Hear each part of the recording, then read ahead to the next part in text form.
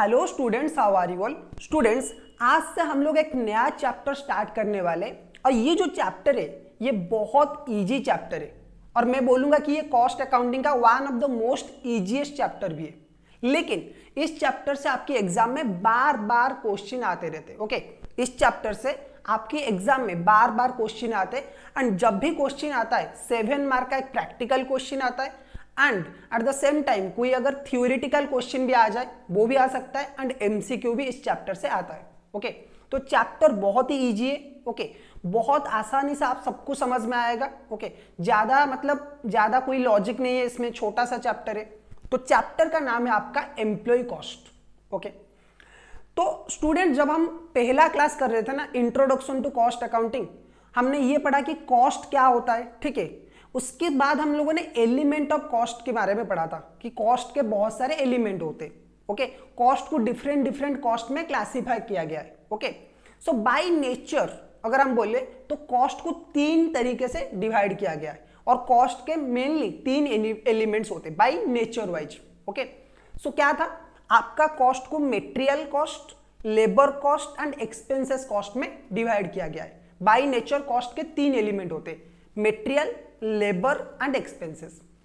क्योंकि एक प्रोडक्ट को बनाने के लिए ना, सपोज मैं बोलूंगा आपको कि एग्जांपल दूंगा, ये जो पेंसिल है, इस पेंसिल को बनाने के लिए 3 चीजों की जरूरत है। ओके, पहला है आपको रॉ मटेरियल चाहिए, जिस मटेरियल से ये पेंसिल बना है, बिल्कुल। इसी के साथ साथ आपको लेबर भी चाहिए जो इसे बनाएंगे, जो रॉ मटेरियल को फिनिश प्रोडक्ट में कन्वर्ट करेंगे, वो लोग भी आपको चाहिए, मैन पावर। या फिर अगर आप मशीनरी के यूज से भी बना रहे हो ना, तो उस मशीन को ऑपरेट करने के लिए भी आपको लोग चाहिए। तो लेबर की या फिर ह्यूमन रिसोर्सेज की आपको जरूरत पड़ेगा। ओके, इसी के साथ साथ इसे बनाने के लिए कुछ एडिशनल खर्चा है, जैसे कि इसके लिए आपको एक फैक्ट्री चाहिए, उसका रेंट है, इलेक्ट्रिसिटी है, पावर सप्लाई है, ये सारे के सारे, और कुछ जो सुपरविजन वगैरह खर्चा है वो सब है, स्टाफ सैलरी है, इस सारे के सारे अदर एक्सपेंसेस भी है। ओके, सो बेसिकली एक प्रोडक्ट को अगर हम फाइनल प्रोडक्ट में कन्वर्ट करना चाहते, अगर मैं ये शर्ट की एग्जांपल लूं, ओके, इस शर्ट को रॉ मटेरियल नॉर्मल क्लॉथ से, ऑन स्टिच क्लॉथ से शर्ट बनाने में जो भी खर्चा हुआ है ना, बेसिकली वो 3 तरह की खर्चा है। नंबर 1 आपका रॉ मटेरियल, जो भी अनस्टिच मटेरियल, जो भी क्लॉथ है ना इसमें लगा है, वो एक कॉस्ट है। दूसरा है जिस टेलर ने इसे बनाया है, स्टिच किया है, उसका चार्जेस है। एंड तीसरा है जो एक्सपेंसेस है, छोटे मोटे जो एक्सपेंसेस है, जिस टेलर के पास में इसे स्टिच करने गया तो उसका जो दुकान का रेंट है वो भी इसमें कुछ इंक्लूडेड है, और कुछ जो एक्सपेंसेस है वो सब इंक्लूडेड है। ओके, सो कॉस्ट का बेसिकली 3 पार्ट है या फिर 3 एलिमेंट है, material, labour and expenses. Right sir, हमने ऑलरेडी मटेरियल चैप्टर आपका कवर कर लिया है। मटेरियल जहां पे मैन्युफैक्चरिंग या फिर प्रोडक्शन की बात आता है तो मटेरियल सबसे बड़ा खर्चा है, बिल्कुल बिल्कुल।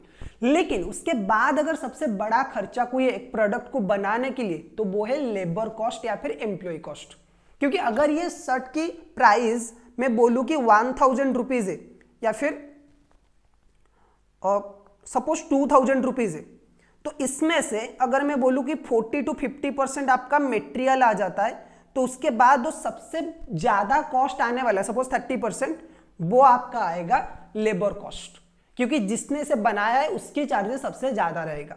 उसके बाद आपके आएंगे जो एक्सपेंसेस है, बिल्कुल बिल्कुल।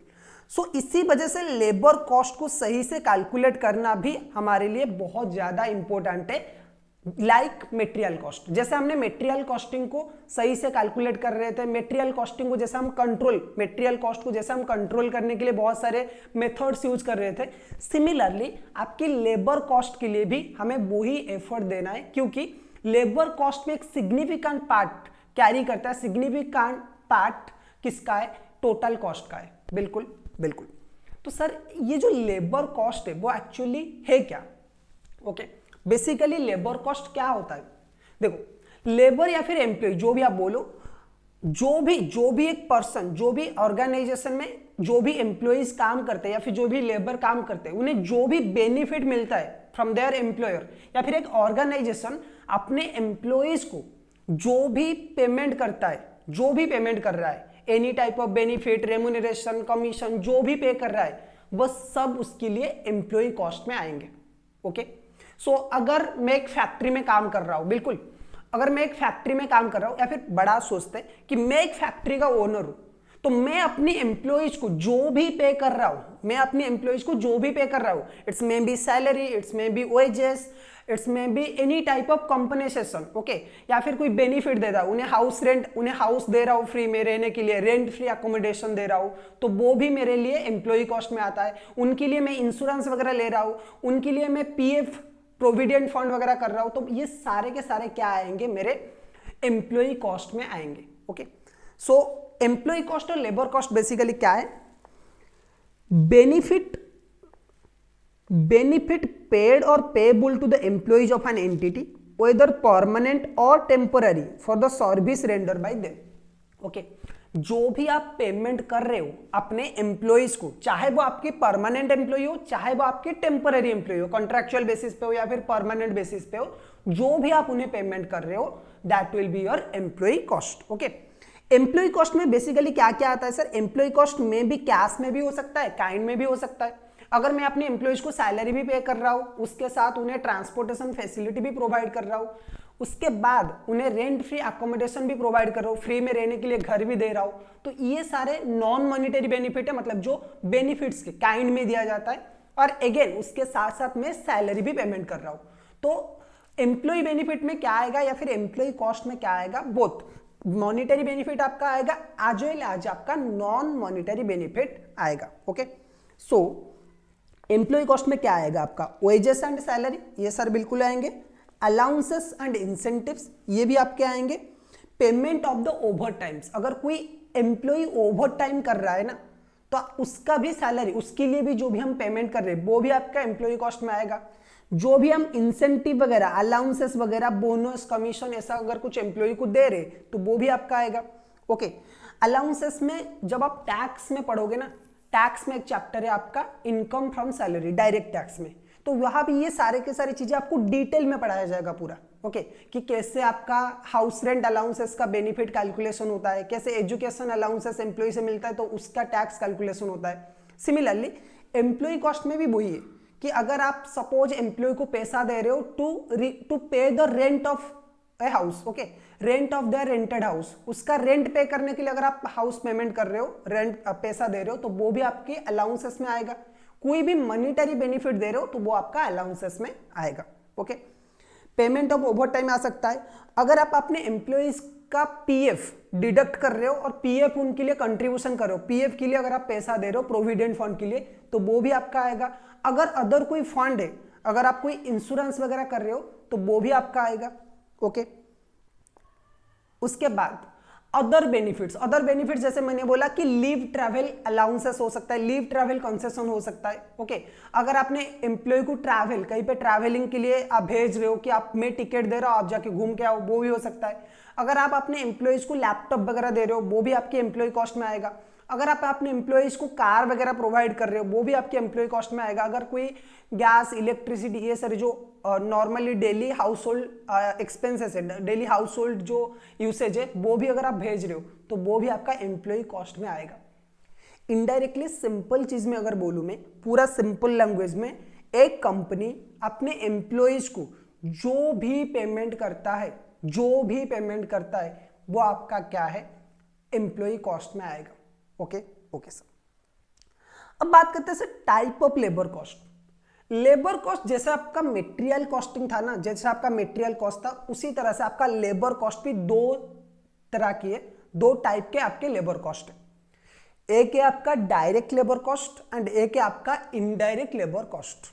ओके, एक है आपका डायरेक्ट लेबर कॉस्ट और एक है आपका इनडायरेक्ट लेबर कॉस्ट। सर ये डायरेक्ट लेबर कॉस्ट क्या होता है और ये इनडायरेक्ट लेबर कॉस्ट क्या होता है, मैं एक एग्जांपल लेता हूं, प्रैक्टिकल एग्जांपल लेता हूं, आपको समझ में आएगा। सपोज मैं एक टेलर के पास गया जो कि नॉर्मली सूट बनाते, ओके, ब्लेजर सूट जो बनाते, उनके पास में गया और मैंने बोला कि मुझे एक ब्लेजर या फिर एक सूट बनाना है, ठीक है, तो उसका चार्जेस वगैरह क्या आएगा। तो उन्होंने बोला कि सर देखिए मटेरियल आपका 2000 या फिर 3000 का लगेगा। ओके, 3000 का आपका मटेरियल आएगा। उसके बाद हमारी जो स्टिचिंग चार्जेस है ना वो 5000 के, हम अच्छे से आपका ब्लेजर वगैरह बनाएंगे, 5000 का स्टिचिंग चार्जेस है। ओके, उसके बाद अदर कुछ छोटा मोटा खर्चा आएगा आपका 500 का। ओके, टोटल आपका कॉस्ट आएगा 8500 का। मैंने बोला अच्छा ठीक है, इन तीनों कॉस्ट को मिला लो, 8500 का टोटल कॉस्ट आएगा। 3000 का मटेरियल लग गया, 5000 का लेबर चार्जेस। उन्होंने बोला कि एक स्पेशल टेलर हम आपके लिए ही बुक करेंगे जो कि आपका सिर्फ काम करेगा, और अदर जो छोटे मोटे खर्चे होते हैं ना वो आपका आ जाएगा 500 का, राइट। सो मैं जब गया उस टेलर के पास तो उसने क्या किया, अपना एक टेलर, वो दुकान जब मैं गया ना उस दुकान में, तो उसने उसके पास 5 टेलर थे। सपोज उसके पास 5 टेलर थे। उन्होंने क्या किया कि एक टेलर स्पेसिफिकली बोला कि ये आपका टेलर है, अब जब तक आपका सूट रेडी हो रहा है ना तब तक ये आपका सूट बनाएगा, ये पर्टिकुलर पर्सन आपका सूट बनाएगा, एंड जो भी आपको मेजरमेंट वगैरह देना है इसी पर्सन को देना है, और जब भी आपको डिजाइन वगैरह चेक करना है इसी पर्सन से आप कंसल्ट करिए। ओके, सो मैंने वैसे ही किया। उनमें से एक जो टेलर है उनके पास एक एम्प्लॉय काम कर रहा था, वो मेरे पास आया और उसने मेरा मेजरमेंट वगैरह लिया, ठीक है, ठीक तरह से। उसके बाद उसने मेरा सूट बनाना स्टार्ट कर लिया। क्लियर। तो अगर मैं बोलूं कि मेरे सूट बनाने में टोटल 8500 का खर्चा आ रहा है, ठीक है, 8500 का टोटल खर्चा है, तो इसमें से डायरेक्ट लेबर कितना है? डायरेक्टली एक पर्सन को, जो भी मैन पावर एम्प्लॉयड है, मेरे पर्टिकुलर जॉब के लिए जितना भी मैन पावर एम्प्लॉयड थे उनकी चार्जेस कितना है सर? 5000 का। क्योंकि जो भी टेलर है उसको कितना पेमेंट दिया जा रहा है? 5000। तो वो उसका कॉस्ट क्या होगा? डायरेक्ट लेबर में आएगा। ओके, तो डायरेक्ट लेबर का मतलब क्या है कि ऐसा लेबर कॉस्ट जो कि डायरेक्टली फाइनल प्रोडक्ट से निकाला जा सकता है, या फिर फाइनल प्रोडक्ट को डायरेक्टली चार्ज किया जाता है, जिसका कॉस्ट डायरेक्टली फाइनल प्रोडक्ट को चार्ज किया जाता है। क्योंकि वो लेबर जो है ना, वो जो टेलर है, उसने मेरे ही पर्टिकुलर जॉब के लिए काम किया है।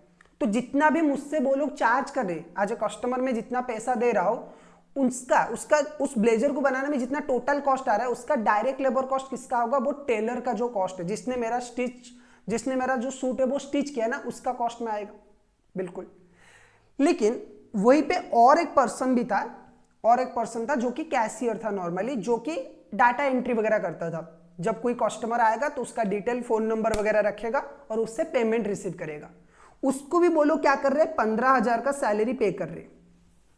ओके, उसको भी वो क्या कर रहे हैं? 15000 का सैलरी पे कर रहे। अब उस दुकान में बहुत सारे कस्टमर आते हैं, मैं अकेला तो नहीं जा रहा हूं, बहुत सारे कस्टमर आते हैं, और वो जो पर्सन है वो सिर्फ और सिर्फ मेरे लिए तो नहीं है, मेरा पर्टिकुलर जॉब के लिए, मेरा जो पर्टिकुलर ब्लेजर मैंने स्टिच किया उसी के लिए तो वहां पे नहीं बैठा है। वहां पे सपोज 100 कस्टमर आते हैं। ओके, सपोज वहां पे 100 कस्टमर एक महीने में आते हैं। ओके, तो वो 100 कस्टमर का डाटा वगैरह रिकॉर्डिंग करेगा। जो भी कस्टमर इंक्वायरी के लिए भी आते हैं उनका भी डाटा रखेगा। तो उसका भी सैलरी कुछ ना कुछ, तो उसको जो सैलरी पे किया जा रहा है, वो जो दुकान का ओनर है ना, वो जो शॉप का ओनर है, वो उसका सैलरी कुछ ना कुछ तो मेरे ऊपर भी चार्ज करेगा ना। उसका जो कॉस्ट है वो मेरे ऊपर कुछ ना कुछ चार्ज करेगा, क्योंकि कस्टमर से बात करना, कस्टमर को ट्रीट करना, ये भी तो एक काम है। लेकिन क्या मेरे ब्लेजर की स्टिचिंग में उसका कुछ डायरेक्ट इन्वॉल्वमेंट है क्या? नहीं है सर, क्योंकि ब्लेजर को स्टिच किसने किया है? एक पर्टिकुलर टेलर ने किया है। तो उससे जो लेबर चार्जेस दिया जा रहा है बाय द शॉप ओनर, वो क्या है? डायरेक्ट मटेरियल है। वो क्या है? डायरेक्ट मटेरियल है। बिल्कुल। जो भी शॉप ओनर वो पर्टिकुलर टेलर को, जिसने मेरा सूट स्टिच किया है, उससे जितना पेमेंट कर रहा है वो क्या है? Direct labour. लेकिन जो ये रिसेप्शनिस्ट है, या फिर जो भी या फिर डाटा एंट्री ऑपरेटर जिसे बोल सकते हो आप लोग, अगर ये इससे जितना 15000 रुपए पे किया जा रहा है, इसका कुछ पर्सन, इसका सैलरी का कुछ पर्सन मेरे ऊपर भी चार्ज किया गया है। ठीक है, तो क्योंकि मुझसे जो लोग ये पैसा ले रहे हैं उसी से उससे सैलरी देना है, तो इससे जो सैलरी मिल रहा है वो क्या है? Indirect labour. ओके, तो आ जाते हैं थोड़ा सा डेफिनेशन में बुक की डेफिनेशन में। सर क्या है? देखो, डायरेक्ट एम्प्लॉय कॉस्ट और direct labour cost. Sir direct labour cost क्या है? बेनिफिट पेड और payable to the employees which can be attributable to a cost object in an economic feasible manner. This can be easily identified and allocated to an activity, contract or cost center or customer, process और product. जैसे मैंने बोला ना, जो भी labour cost directly किसी cost centre को charge किया जा सकता है, किसी कस्टमर को, किसी प्रोसेस को, किसी प्रोडक्ट को चार्ज किया जा सकता है, उसे हम बोलेंगे डायरेक्ट लेबर कॉस्ट। ओके, तो जो टेलर है, टेलर को जितना पैसा मिला, मेरा जो सूट है ना उसे स्टिच करके टेलर को जितना पैसा मिला ना, वो क्या है, डायरेक्ट लेबर है। ओके, या फिर डायरेक्ट एम्प्लॉय कॉस्ट है। इनडायरेक्ट लेबर क्या होता है, indirect employee cost, benefit paid और payable to the employees which cannot be directly attributable to a particular cost object in an economic feasible manner। अगर हम इकोनॉमिक फिजिबल मैनर में, अगर हम इकोनॉमिकली किसी लेबर कॉस्ट का कॉस्ट पर्टिकुलर प्रोडक्ट में charge नहीं कर सकते, जैसे कि वो जो कैशियर था ना, उसको 15,000 रुपए मिल रहा था, लेकिन सर क्या हम ये पता लगा सकते हैं कि वो कितना मेरे जो सूट है ना, मेरे सूट के लिए उसने कितना टाइम दिया है? ठीक है, पर्टिकुलरली हम नहीं निकाल सकते, क्योंकि वो तो हर एक कस्टमर को ट्रीट कर रहा है। मैं जब गया था दुकान में, उस टाइम पे 5-6 कस्टमर थे, ठीक है, और वो सबका डिटेल्स रिकॉर्ड कर रहा है, सबसे पैसा ले रहा है, तो इस हिसाब से मुझे कितना पर्टिकुलरली टाइम दिया, मेरे ब्लेजर के लिए पर्टिकुलरली कितना टाइम दिया है, क्या पता कर सकते हैं? हम कर सकते, लेकिन इकोनॉमिकली वे में नहीं कर सकते। इसी वजह से उसका जो सैलरी है, उसका जो कॉस्ट है, लेबर कॉस्ट है, वो है आपका इनडायरेक्ट लेबर कॉस्ट। ठीक है, ठीक है सर जरा डिफरेंस बताइए कि डायरेक्ट लेबर कॉस्ट में एंड इनडायरेक्ट लेबर कॉस्ट में क्या डिफरेंस होता है। अभी तो हमने बात किया है डिफरेंस क्या होता है, फिर भी एक बार बात कर लेते हैं कि बुक में क्या लिखा है। ओके, देखते डायरेक्ट लेबर कॉस्ट में क्या बोला है, it is the cost incurred in the payment of employees who are directly engaged in the production process. वही है, जो भी एम्प्लॉइज डायरेक्टली प्रोडक्शन प्रोसेस में एंगेज्ड है, जो भी एम्प्लॉइज आपके डायरेक्टली प्रोडक्शन प्रोसेस में एंगेज है, उन्हें जो पेमेंट आप करते हो वो है आपका direct labour. Similarly cost incurred for the payment of employees who are not directly engaged in the production process, इन्हें हम क्या बोलेंगे, इनडायरेक्ट लेबर, एंड इनका जो कॉस्ट है वो क्या होगा, इनडायरेक्ट लेबर कॉस्ट। बिल्कुल सर, बिल्कुल। Direct employ cost can be easily identified and allocated to the cost unit. Okay, direct labour cost जो है वो इजीली कोई भी कॉस्ट यूनिट या फिर किसी कॉस्ट ऑब्जेक्ट को इजीली आइडेंटिफाई हो सकता है एंड चार्ज हो सकता है। इनडायरेक्ट लेबर कॉस्ट को आप चार्ज कर सकते हो अपोर्शन करके, ठीक है, सुइटेबल बेसिस पे उन्हें क्या करना है, अपोर्शन करना है। Okay, direct labour cost can varies, cost varies with the volume of production, direct labour cost varies with the volume of production and has a positive relationship with volume. आप जितना, अगर मैं जितना भी ब्लेजर बनाने जाऊंगा उसी हिसाब से मेरा कॉस्ट भी उतना ही आएगा ना, जितना भी ब्लेजर में बनाने जाऊंगा उसी हिसाब से मेरा कॉस्ट आएगा। बिल्कुल सर, अगर मैं 4 ब्लेजर बनाने जाऊंगा या फिर 4 सूट बनाने जाऊंगा, तो एक सूट का अगर वो 5,000 ले रहे, तो मुझसे 4 सूट का इंटू 4 20,000 तो सर चार्ज करेंगे ना, ये तो कॉमन मैथमेटिक्स है। बिल्कुल, लेकिन इनडायरेक्ट क्या, इनडायरेक्ट कॉस्ट जो है, इनडायरेक्ट लेबर जो है, जो उस कैशियर का पैसा है, वो तो उतना कांस्टेंट है। अगर उस दुकान में पूरे महीने में 50 कस्टमर आते तो भी उसे 15,000 मिलने वाला है। अगर 1000 कस्टमर भी आते तो भी उसे 15,000 मिलने वाला है। अगर 2 कस्टमर आते तभी उसे 15,000 भी मिलने वाला है। बिल्कुल बिल्कुल सर, लेकिन जो लेबर है, जो टेलर है, उस टेलर को ज्यादा पैसा मिलेगा जितना सूट आएगा, क्योंकि वो जितना सूट स्टिच करेगा उतना ही उसके लिए इनकम है, उतना ही उसके लिए कॉस्ट है। तो डायरेक्ट लेबर कॉस्ट क्या होगा, वॉल्यूम के हिसाब से इंक्रीज होगा। लेकिन इनडायरेक्ट लेबर कॉस्ट जो है वो वॉल्यूम के साथ इंक्रीज नहीं भी हो सकता है, हो भी सकता है एक सर्टेन लेवल के बाद। बिल्कुल बिल्कुल सर हम ये लेबर कॉस्ट चैप्टर क्यों पढ़ रहे हैं? देखो, आज एक कॉस्ट एंड मैनेजमेंट अकाउंटेंट, आज ए सीए में आपका काम क्या है सर? आपको बिजनेस का कॉस्ट बचाना है। जब आप ये कॉस्ट अकाउंटिंग पेपर पढ़ रहे हो ना, चाहे आप सीए कर रहे हो चाहे आप सीए में कर रहे हो, कोई फर्क नहीं पड़ता। The objective is how you should control and reduce the cost of an organisation. Okay, एक ऑर्गेनाइजेशन का प्रोडक्ट का जो कॉस्ट है उसे कैसे आपको रिड्यूस करना है, कैसे आपको कंट्रोल में रखना है, ये आपका काम है अगर आप कॉस्टिंग डिपार्टमेंट हो। ठीक है, कॉस्टिंग डिपार्टमेंट का या फिर कॉस्ट एंड मैनेजमेंट अकाउंटेंट्स का एक ही काम है, वो है कॉस्ट रिडक्शन। आप बोलते हैं ना सीएमए का वैल्यू नहीं है, कैसे वैल्यू नहीं होगा? जो लोग बोलते हैं ना कि सीएमए का वैल्यू नहीं है, बहुत ज्यादा वैल्यू है। अगर आप एक बार कंपनी के मैनेजमेंट में जाते हो, कोई भी कंपनी के मैनेजमेंट में जाते हो और आप ये कॉस्ट रिडक्शन वगैरह कर सकते हो ना प्रैक्टिकल लाइफ में, थियोरेटिकल जो भी आप बुक में पढ़ते हो ना, वो कोई काम का नहीं है। अगर आप प्रैक्टिकल किसी प्रोडक्ट का कॉस्ट रिडक्शन कर सकते हो। सपोज ये पेंसिल ये 10,000 का है, ठीक है, अगर आप एप्पल के लिए इसका एप्पल को बनाने के लिए से 1,000 खर्चा करना पड़ रहा है, ठीक है, मैन्युफैक्चरिंग के लिए 1,000 खर्चा करना पड़ रहा है, तो अगर आप इसका प्रोडक्शन कॉस्ट कम कर ले ना, इसका प्रोडक्शन कॉस्ट अगर 10 रुपए भी, अगर 100 रुपए भी आपने कम कर लिया ना, तो एप्पल सोचो कितना पैसा इनकम करेगा, ठीक है। अगर आपने आईफोन को बनाने में, एक एप्पल को आईफोन बनाने में 20,000 लग रहा है, अगर आप कैसे भी करके इसे 19,000 कर लो, तो सोचो कि एप्पल आपको कितना सैलरी देगा। जस्ट इमेजिन, कोई भी सपोज एक ब्रिटानिया का बिस्किट से सोच लो ना, एक 5 रुपए का बिस्किट का पैकेट आ रहा है, ठीक है, 5 रुपए का एक बिस्किट का पैकेट आ रहा है, अगर आपने उस कॉस्ट को सिर्फ 4 रुपए 50 पैसा भी कर लिया ना, 4.5 रुपीज, तो सोचो कि उस कंपनी आपको कितना सैलरी दे सकता है। ओके, सो ये होता है कॉस्ट एंड मैनेजमेंट अकाउंटेंट्स का पावर। बिल्कुल बिल्कुल सर, ऐसा नहीं है कि आप सिर्फ अकाउंटिंग वगैरह कर रहे हो, नॉर्मली डाटा एंट्री ऑपरेटर आप बन सकते हो, तो इसका एआई के जमाने में कोई काम नहीं है, ठीक है। जैसे ही एआई डेवलप हो रहा है ना, जैसे सॉफ्टवेयर डेवलप हो रहे, तो अकाउंटेंट्स का कुछ वैल्यू नहीं रहेगा। लेकिन अगर आप डिसीजन ले सकते हो, आप कंपनी को कॉस्ट रिडक्शन में मदद कर सकते हो ना, आप कॉस्टिंग अगर उनका अच्छा कर सकते हो, तो आपकी सैलरी आप डिसाइड करोगे, कंपनी डिसाइड नहीं करेगा। आप बोलोगे कि मुझे इतना पैसा चाहिए। बिल्कुल बिल्कुल सर। अब आप जाते हैं हम लोग मेन फैक्टर में कि सर हम लेबर कॉस्टिंग, ये जो एम्प्लॉय कॉस्ट है या फिर लेबर कॉस्ट है, ये चैप्टर हम क्यों पढ़ रहे हैं। जैसे हमने मटेरियल में पढ़ा था ना कि सिर्फ मटेरियल कॉस्ट को रिकॉर्ड करना इंपॉर्टेंट नहीं है, मटेरियल कॉस्ट को कंट्रोल करना। हम ये इसलिए पढ़ रहे हैं कि मटेरियल कॉस्ट को कंट्रोल करना एंड रिड्यूस करना, ये हमारा अल्टीमेट टारगेट है। सिमिलरली कॉस्टिंग में भी हम कुछ ऐसा ही करेंगे। कॉस्ट अकाउंटेंट के हिसाब से हमें कॉस्टिंग मतलब लेबर कॉस्ट को कंट्रोल करना, ये इंपॉर्टेंट है। बिल्कुल बिल्कुल। सो हमें पढ़ना है important factors for the control of labour cost.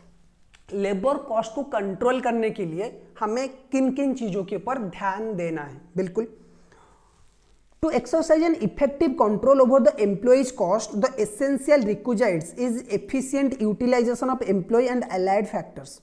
सबसे ज्यादा पॉइंट ये है कि सर अगर आपको लेबर कॉस्ट को कंट्रोल करना है, तो एक चीज आपको ध्यान रखना पड़ेगा कि आपकी जो लेबर, आपकी जो ह्यूमन रिसोर्सेस है, आपकी जो एम्प्लॉइज है, आप उन्हें एफिशिएंटली यूज कर रहे हो।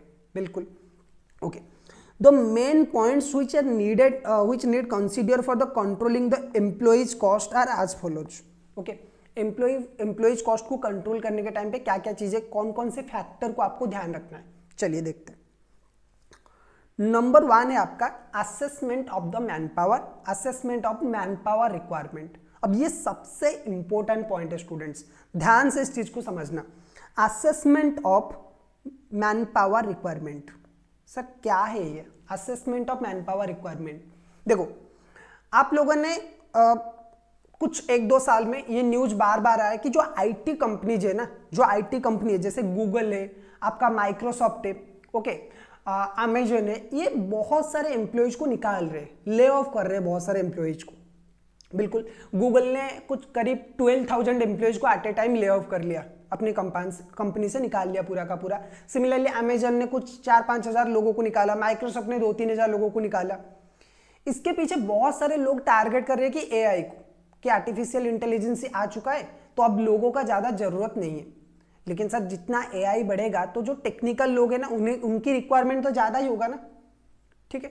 लेकिन सर आईटी सेक्टर में ले ऑफ क्यों हो रहा है? क्योंकि अदर सेक्टर में हो सकता है, अकाउंट सेक्टर में हो सकता है, टैक्सेशन के सेक्टर में हो सकता है, क्योंकि जो नॉर्मल प्रोसेस है बिजनेस का वो अगर ऑटोमेट हो जाता है तो वहां पे जो लोग हैं उन्हें निकाला जाना चाहिए। लेकिन ये आईटी वालों को क्यों निकाल रहे? इसके पीछे लॉजिक मैं आपको बताता हूं स्टूडेंट्स।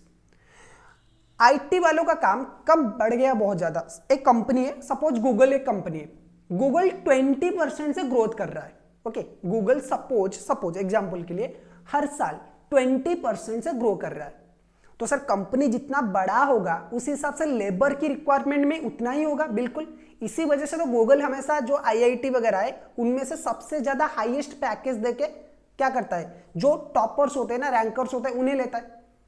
एवरी टाइम जब भी आप आईआईटी का कैंपस देखोगे ना, तो सबसे बड़ा पैकेज किसका आएगा? गूगल का, कि हम 2 करोड़ का पैकेज दे रहे हैं, हम 3 करोड़ का पैकेज दे रहे हैं। बिल्कुल बिल्कुल। तो सर ऐसा क्या हो जाता है कि गूगल को भी एक तो वो 2 करोड़ का पैकेज देके ले रहा है, फिर दोबारा लोगों को निकाल भी रहा है। देखो जब कोविड आया था ना, एक कंपनी नॉर्मल, एक होता है कि कंपनी नॉर्मली ग्रोथ कर रहा है, आप एक नॉर्मल ग्रोथ कर रहे हो तो आपको क्या चाहिए, उसी हिसाब से आपको एक्सपांड करना है, लोग भी उसी हिसाब से चाहिए। लेकिन अगर आपकी ग्रोथ, सपोज आपकी ग्रोथ एक कंपनी का ऐसे चल रहा है, आप ऐसे सोचिए ऐसा एक कंपनी का ग्रोथ चल रहा है और सडनली ऐसा हो जाए, ओके, सडनली ऐसा हो जाए आपका डिमांड, आप ऐसे धीरे धीरे धीरे धीरे ग्रो कर रहे हो हर साल, लेकिन सडनली आपका डिमांड ऐसा आ जाए तो आप क्या करोगे, आपको कंपनी मैनेज करने के लिए बहुत ज्यादा लोगों की जरूरत है। बिल्कुल सर, तो यही हुआ कुछ कोविड-19 जब आया था ना 2020 में, 2020 ईयर में, मार्च 2020 में कोविड आया, ठीक है। तो कोविड जब आया तो लोगों का क्या हुआ कि लॉकडाउन, चारों तरफ लॉकडाउन हो गया, सारे के सारे पूरे दुनिया में बहुत सारे कंट्रीज में लॉकडाउन हो गया और लोग घर से नहीं निकल रहे थे, तो घर में बैठ के कंपनी जो कंपनीज है उन्होंने क्या किया, टेक्नोलॉजी की तरफ ज्यादा, मतलब टेक्नोलॉजी की तरफ ज्यादा उन्होंने अडॉप्ट किया टेक्नोलॉजी को, और वर्क फ्रॉम होम ये कंसेप्ट आ गया। पहले होता था वर्क फ्रॉम होम, लेकिन बड़े बड़े जो एग्जीक्यूटिव होते थे ना वो करते थे, लेकिन आफ्टर कोविड पेंडेमिक क्या हुआ, उसके बाद बहुत सारे कंपनीज वर्क फ्रॉम होम को स्विच हो गए और आईटी सर्विसेज लेने लगे। तो आईटी सर्विसेज में सबसे बड़े जो कंपनीज है कौन कौन है, माइक्रोसॉफ्ट है, अमेजॉन है, गूगल है, ठीक है। सर अमेजॉन तो मतलब सामान बेचता है ना, नहीं, अमेजॉन का जो सबसे बड़ा कंपनी है ना वो है AWS, अमेजॉन वेब सर्विसेज। ये one of the biggest web development service, cloud servicing वाला कंपनी है और इसका सबसे ज्यादा ग्रोथ हुआ है कोविड के टाइम पे। बिल्कुल, सो ये जो कंपनीज है अमेजॉन, गूगल, माइक्रोसॉफ्ट, ये जो कंपनीज है इन लोगों ने क्या किया, बहुत सारे लोगों को अपॉइंट किया, ठीक है, क्योंकि डिमांड बहुत ज्यादा था, इन्हें एक्सपैंड करना था, लोगों की जरूरत था, तो इन्होंने अपॉइंट कर लिया। लेकिन आफ्टर कोविड पेंडेमिक, कोविड जब तक चला तो तब तक के लिए तो गूगल के लिए सब सही चल रहा था कि हाँ जितने भी लोग हम हायर कर रहे हैं हमारी प्रॉफिट हो रहा है, हम सैलरी भी पे कर रहे हैं। लेकिन जैसे कोविड पेंडेमिक खत्म हुआ, ठीक है, तो उसी हिसाब से दुकानें वगैरह जो भी नॉर्मल बिजनेसेस थे, जो मैन्युफैक्चरिंग बिजनेसेस थे वो ओपन हो गए, ठीक है। जो अदर ऑफिस जाने के लिए जो लोग जो ट्रेडिशनल बिजनेस करते थे ना, कुछ बिजनेस ने फिर भी ऑनलाइन को ही अडॉप्ट किया, वर्क फ्रॉम होम भी चला रहे थे, लेकिन कुछ बिजनेस क्या हुआ, कुछ बिजनेस से केस में जो नॉर्मल बिजनेस वो कर रहे थे उसी में शिफ्ट हो गए। तो इस हिसाब से जो वेब सर्विसेज है उनके डिमांड भी कम हो गया, तो गूगल का डिमांड भी कम हो गया, तो गूगल का रेवेन्यू कम हो गया, और रेवेन्यू कम है तो जितना लोग अपने अपॉइंटमेंट किया है ना, सपोज यहाँ पे आपका 10,000 या फिर 1 लाख लोग काम कर रहे थे, आपने 1.5 लाख लोगों को अपॉइंटमेंट कर लिया, अब आपकी कंपनी का ग्रोथ नहीं हो रहा है तो आपको क्या करना पड़ेगा, मजबूरी में आपको ये जो 50,000 लोग हैं उन्हें निकालना पड़ेगा सर।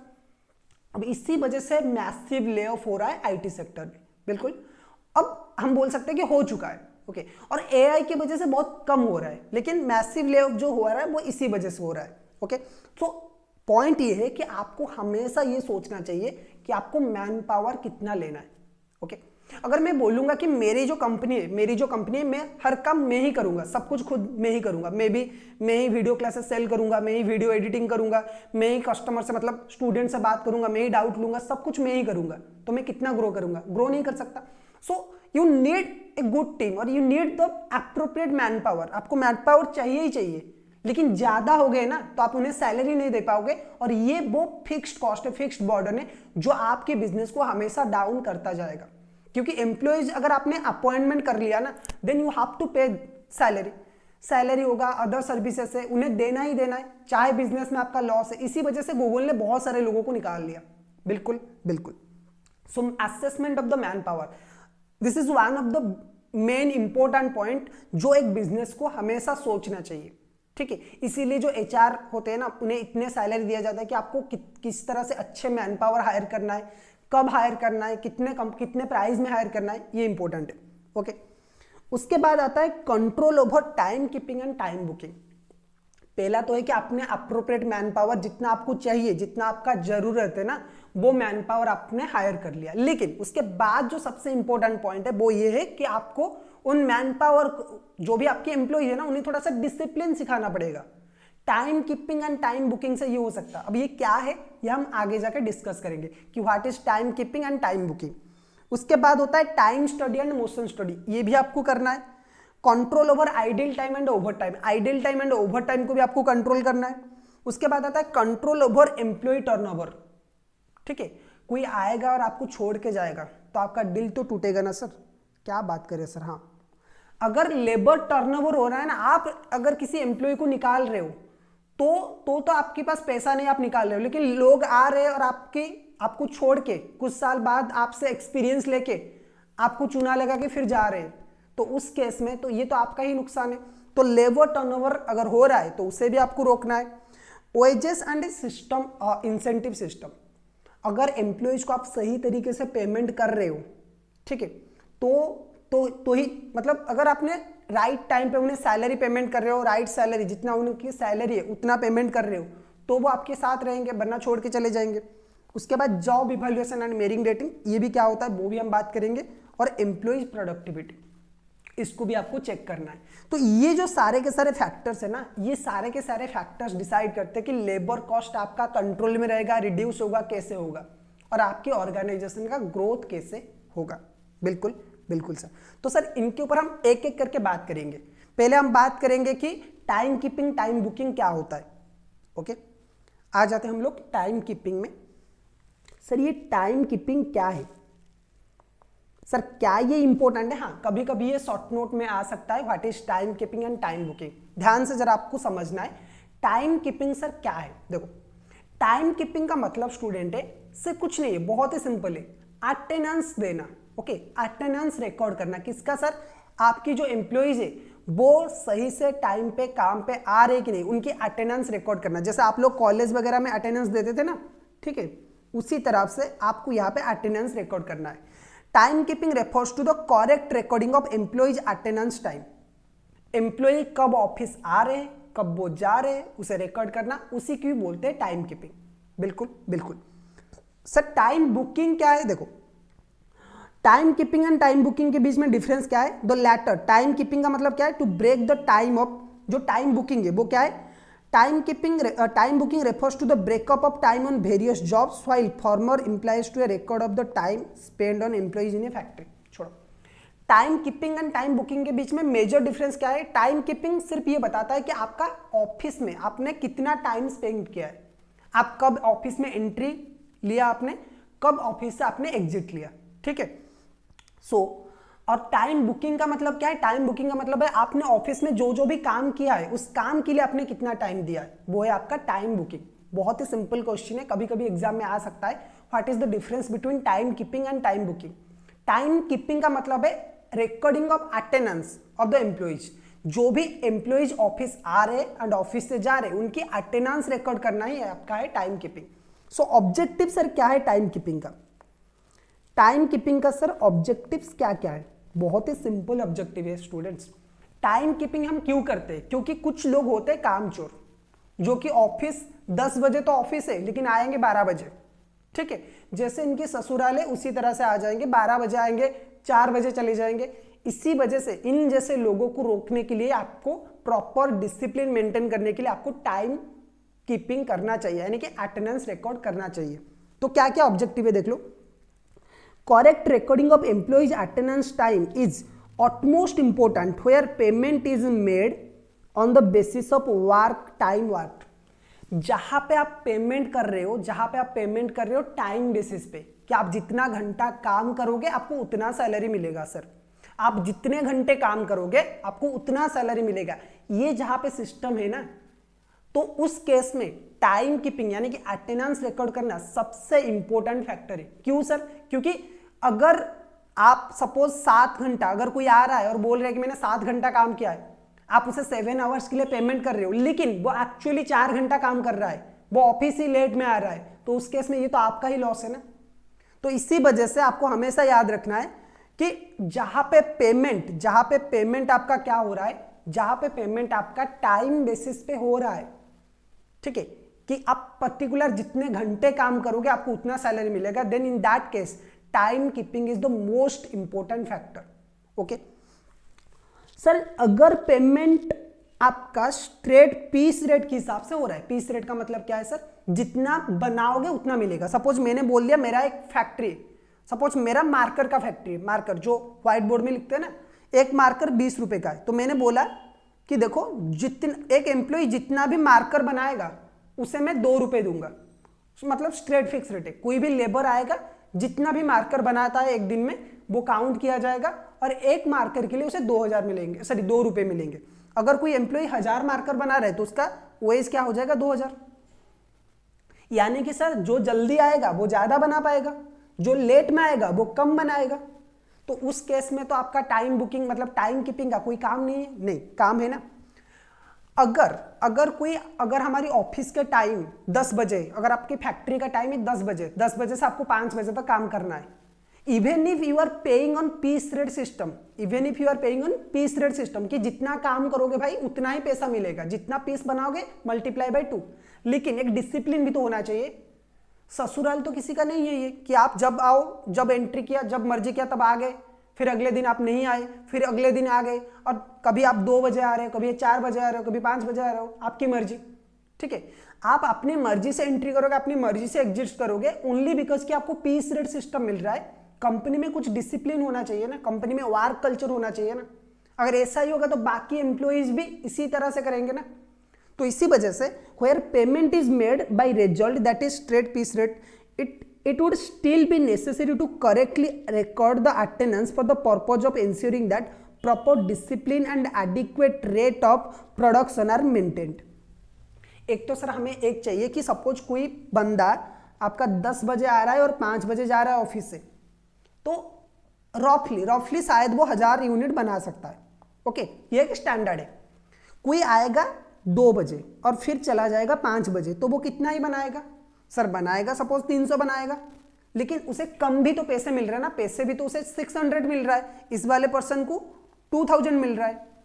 लेकिन हमारा जो टारगेट है ना स्टूडेंट, कि हमें इतने टाइम में प्रोडक्शन करना है, हमें इतना टाइम में प्रोडक्शन करना है, हम वो नहीं कर पाएंगे।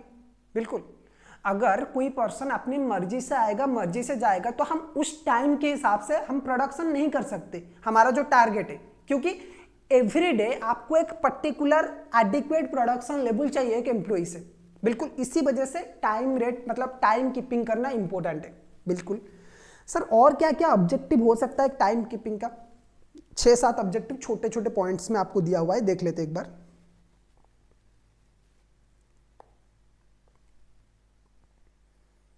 ओके, चलो देख लेते। पहला ऑब्जेक्टिव है proper preparation of the payroll. आप एम्प्लॉय के टाइम अगर टाइमली रिकॉर्ड कर रहे हो ना, ठीक है, तो आप क्या कर सकते हो, उन्हें जब सैलरी देने की जब बारी आएगा ना, आराम से आप बना सकते हो और करेक्ट कंप्यूटेशन कर सकते हो एम्प्लॉय की salary for calculating over time. अगर हम टाइम वाइज मतलब टाइम के हिसाब से पे कर रहे हैं ना, अगर कोई एम्प्लॉय हमारी ऑफिस का टाइम 10 से 5 है, ये नॉर्मल टाइम है, लेकिन अगर कोई एम्प्लॉय 7 बजे जा रहा है ना, सो बेचारा बहुत मेहनती एम्प्लॉय है, उसे ज्यादा सैलरी देना चाहिए, ओवर टाइम हम उसे पे करना चाहिए ना। बिल्कुल, तो हम वो भी निकाल सकते हैं, calculating overtime for ascertaining and controlling the employee cost. Okay, बहुत ही ये सबसे इंपॉर्टेंट है, क्योंकि आपको एम्प्लॉय कॉस्ट अगर कंट्रोल करना है, तो अगर आप टाइम बेसिस पे कर रहे हो, मंथली आप पे कर रहे हो, तो उस हिसाब से आपको टाइम मेंटेन करना सबसे ज्यादा इंपॉर्टेंट है। उसके बाद है ascertaining द आइडल टाइम। एक एम्प्लॉय कितना टाइम आइडल रहता है वो भी आप निकाल सकते हो through time keeping. For disciplinary purpose, जैसे मैंने बोला कि अगर आप even if you are paying on piece rate basis, फिर भी आपको डिसिप्लिन पर्पज के लिए कंपनी में क्या चाहिए, टाइम कीपिंग सिस्टम मेंटेन करना चाहिए, अटेंडेंस मेंटेन करना चाहिए। फॉर ओवरहेड डिस्ट्रीब्यूशन, एक एम्प्लॉय ने कितना टाइम स्पेंड किया उसी हिसाब से उसकी जो रिलेटेड ओवरहेड्स है वो ही हम क्या कर सकते हैं, डिस्ट्रीब्यूट कर सकते हैं। बिल्कुल सर, बिल्कुल। तो ये है आपके टाइम कीपिंग के कुछ ऑब्जेक्टिव्स, कुछ इंपॉर्टेंट ऑब्जेक्टिव्स, जो कि टाइम कीपिंग जिस वजह से आपका टाइम कीपिंग किया जाता है। Okay okay sir. उसके बाद चलते हैं सर, टाइम कीपिंग हम कैसे करेंगे, उसका कुछ मेथड वगैरह है क्या सर? बिल्कुल है ना।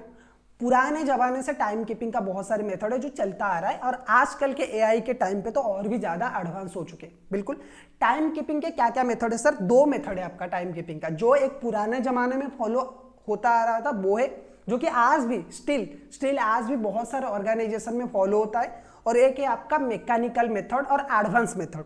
बिल्कुल, मैकेनिकल और ऑटोमेटेड मेथड एक है, और एक है आपका मैनुअल मेथड। बिल्कुल।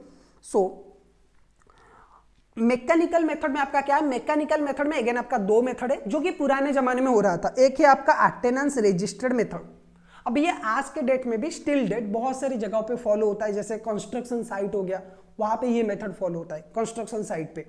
या फिर अगर आप बोलोगे कि छोटे मोटे जो ऑर्गेनाइजेशन है, कॉन्ट्रैक्टर वगैरह होते हैं ना, वो भी ये मेथड फॉलो करते हैं। इस मेथड में क्या होता है, कुछ नहीं होता है, एक पर्सन को आप बिठाओगे, ओके, एक अटेंडेंस, एक डेली रजिस्टर आप उन्हें दे दोगे, ठीक है। वो क्या करेगा, टाइम, डेट, टाइम, एम्प्लॉय का नाम और उसका entry time and exit time दोनों रिकॉर्ड करेगा। ऐसे होगा, देखो, एक ये होगा उसका, एक होगा डेट आपका, एक होगा नेम, एम्प्लॉय का नेम, एक होगा एंट्री टाइम और एक होगा एग्जिट टाइम। बस सिंपल ऐसा ही होता है, ठीक है। आप खुद भी बना सकते हो, कोई भी एक नॉर्मल पेपर ले लो, उसमें ऐसे ही कलम्स बना लो, ऐसे ही फॉर्मेट बना लो। यहाँ पे आपको डेट डालना है, ठीक है, यहाँ पे आपका एम्प्लॉय का नाम डालना है, यहाँ पे एंट्री और एग्जिट, और एक भी आप डाल सकते हो, वो है सिग्नेचर, ओके। जो भी एम्प्लॉय है वो सिग्नेचर करेगा तो वो भी डाल सकते हो आप, ओके। सो एम्प्लॉयज क्या करेंगे, अपनी डेट, नेम डालेंगे, यहाँ पे एंट्री और यहाँ पे एग्जिट, खत्म, ओके, और एक सिग्नेचर कर लेंगे। तो ये सबसे पुराना मेथड है, क्या है, सबसे पुराना मेथड है टाइम कीपिंग का, इसे बोला जाता है अटेंडेंस रजिस्टर्ड मेथड, ओके। और उसके साथ साथ एक और मेथड है जो कि फैक्ट्री वगैरह में फॉलो किया जाता है, जो है टोकन और डाइस मेथड। इसमें क्या होता है, एम्प्लॉयज को एक टोकन दिया जाता है और उस टोकन के साइड में लिखा जाता है कि आपने कितना काम किया है, ठीक है। सपोज टोकन 21 मुझे दिया गया और कितने टाइम में वो इश्यू किया गया है वो लिखा जाएगा, ठीक है। आप क्या करोगे, जब मतलब एक सपोज आप टोल गेट सोच लो, टोल गेट आप लोगों ने देखा होगा, बिल्कुल टोल गेट के टाइप पे। अब क्या होगा, बहुत सारे टोकन वहां पे होगा। आप क्या करोगे, जब आप एंट्री करोगे ना, टोकन नंबर 21, सपोज मुझे एक टोकन मिला टोकन नंबर 21, टोकन नंबर 21 के साइड पे मेरा नाम लिखा गया, मतलब वो उसमें भी एक रजिस्टर ही मेंटेन करना पड़ता है, उस रजिस्टर में टोकन नंबर 21 किसे इशू किया गया है वो लिखा गया। जब मैं रिटर्न करूंगा तो टोकन नंबर 21 कब मिला वो भी कर सकते हो। और इस टोकन को थोड़ा सा एडवांस में बहुत सारे लोग मेंटेन करते हैं कि एक मशीन होगा, वेंडिंग मशीन के टाइप पे, जहां पे आप टोकन एंट्री के टाइम पे आप टोकन लोगे और एंट्री जब आप एग्जिट करोगे तो टोकन डाल दोगे, तो वो ऑटोमेटिकली आपका टाइम रिकॉर्ड कर लेगा। बिल्कुल, टोकन मेथड बहुत पुराना हो चुका है और बहुत कम फॉलो किया जाता है। बिल्कुल, इन दोनों जगहों पे ना मैनुअल मेथड में एक ही डिमेरिट है। मैनुअल मेथड में जो सबसे बड़ा डिमेरिट है ना, या फिर सबसे बड़ा जो डिसएडवांटेजेस है, वो है मैनिपुलेशन का। यानी कि जो भी पर्सन वहां पे इंचार्जर है या फिर जो भी टाइम कीपर है, अगर कोई वॉचमैन है या फिर कोई पर्सन है जो कि ये रजिस्टर मेंटेन कर रहा है, आप उसे पैसे दे दो और वो आपका मतलब फॉल्स रजिस्ट्रेशन पुट कर सकता है। सपोज मैं आज ऑफिस आया ही नहीं हूं, जैसे बहुत सारे बच्चे करते हो ना, आप लोगों ने किया होगा कि कॉलेज जाते हैं, कॉलेज में अगर आपको अटेंडेंस देना है, नॉर्मल जो गवर्नमेंट कॉलेज होता है ना, वो आज भी वहां पे मैनुअल अटेंडेंस लिया जाता है। तो उस केस में क्या होगा कि कॉलेज में प्रोफेसर आपको पूछेगा कि अटेंडेंस दे दो एक पेपर में लिख के, तो आप वो पर्सन का भी लिख लोगे। सपोज मैं आज कॉलेज गया हूँ, मेरा फ्रेंड नहीं आया, मैं उसका भी नाम लिख दूंगा, उसका भी रोल नंबर लिख के उसका भी अटेंडेंस डाल दूंगा, ठीक है, ऐसा होता है। या फिर कॉलेज में बहुत सारे प्रोफेसर को आप पैसे भी दे देते हो कि सर अटेंडेंस बस संभाल लेना, ओके, हमें तो बस मजे करना है, आप क्या करना है, हम कॉलेज आएंगे नहीं, आपको पैसा देते रहेंगे टाइम पे, और आप क्या करना है, अटेंडेंस संभाल लेना। ये गवर्नमेंट कॉलेज में बहुत होता है। लेकिन अगर आप सेम टाइम में प्राइवेट कॉलेज में जाओगे तो वहां पे एडवांस, प्राइवेट में अगर अच्छे कॉलेज में जाओगे तो वहां पे बहुत सारे एडवांस टेक्नोलॉजी है अटेंडेंस मेजर करने के लिए।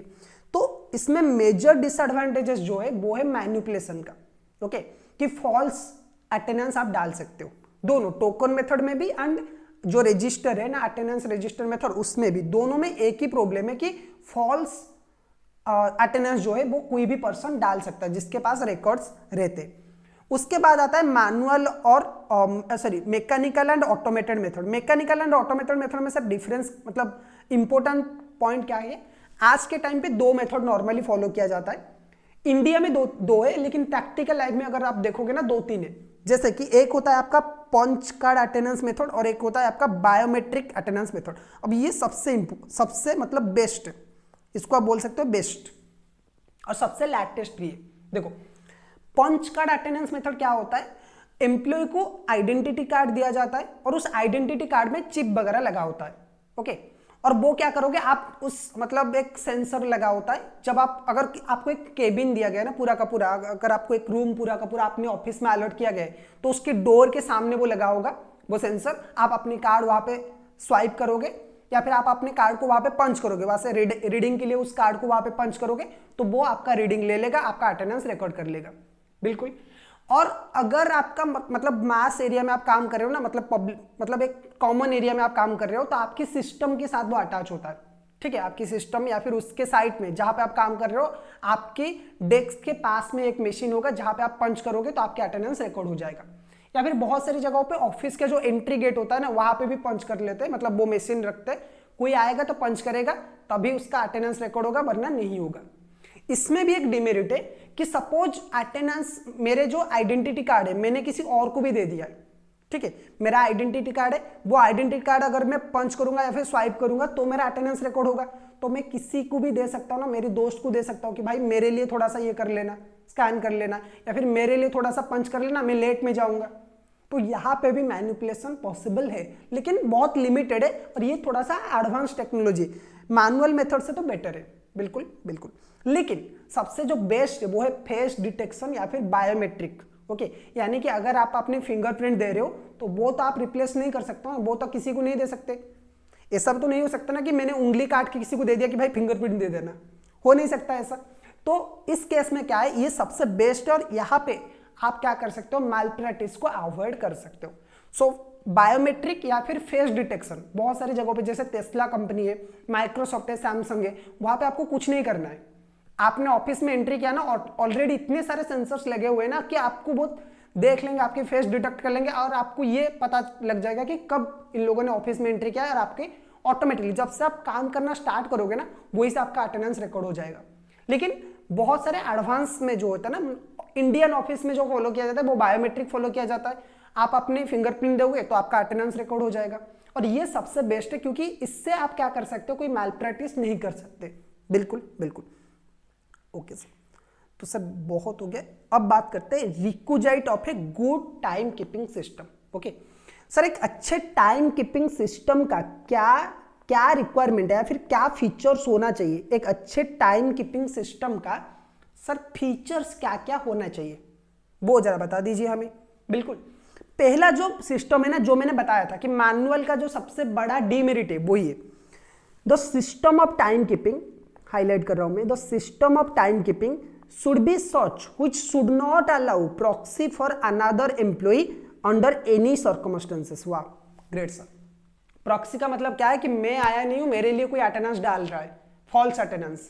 ओके, सो किसी भी हालत में आपके टाइम कीपिंग सिस्टम ऐसा नहीं होना चाहिए जहां पे कोई प्रॉक्सी है किसी और एम्प्लॉय के लिए, कोई एक एम्प्लॉय किसी और एम्प्लॉय के लिए प्रॉक्सी अटेंडेंस डाल रहा है।